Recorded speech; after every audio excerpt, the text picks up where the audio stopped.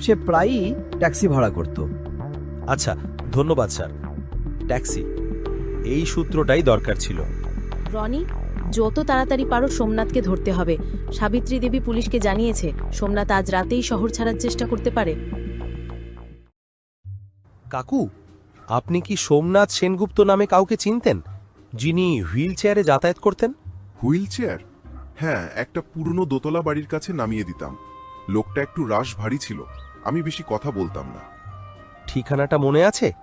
হ্যাঁ, নিউ আলিপুরের দিকে একটা গেস্ট হাউসের কাছে। নামটা যেন কি নিরালা ভবন। নিরালা ভবন, এটাই চাই। অয়ন, পেয়ে গেছি।